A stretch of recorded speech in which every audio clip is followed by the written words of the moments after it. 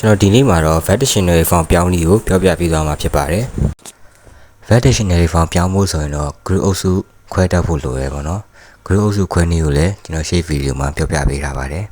။ အဲ့တော့ပထမဆုံးအနေနဲ့ group 1ကိုပြောင်းကြည့်ပါမယ်။ group 1ကိုပြောင်းဖို့အတွက်ဆိုလို့ရှိရင်သူက E line ကို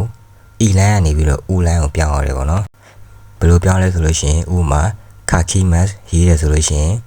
key ကို U line ပြောင်းလိုက်တော့ခုအဲ့တော့ခခုဖြစ်သွားတယ်။ Vet Dictionary Form မှာကျတော့သူက mask မပါတော့ဘူး။ mask မပါတော့ဘဲနဲ့ E line ကို U line ပြောင်းလိုက်တာပေါ့နော်။အဲ့တော့ khaki mask ကနေခခုဖြစ်သွားတယ်။ပြီးတော့နောက်တစ်ခု normie mask ရဲ့အလိုပဲ E line ကို U line ပြောင်းလိုက်တော့ mi ကနေမူးဖြစ်သွားတယ်။ no မူတောက်တည်။ပြီးတော့နောက်တစ်ခု group 2ကိုပြောင်းမယ်ဆိုလို့ရှိရင် mask ကိုဖြုတ်ပြီးတော့ root ပေါင်းရုံပဲ။ group 2ကလွယ်ပါတယ်။ mask ကိုဖြုတ်ပြီးတော့ root ပေါင်းလိုက်ရုံပါပဲ။ဥပမာတာဘဲ mask စားတယ်တာဘဲတို့ကျွန်တော်ဒီမှာရေးတာမှားရတယ်ပေါ့နော်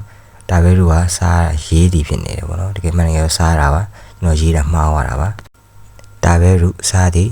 ပြီးတော့အောက်နောက်ကအောက်ခုက ocean mask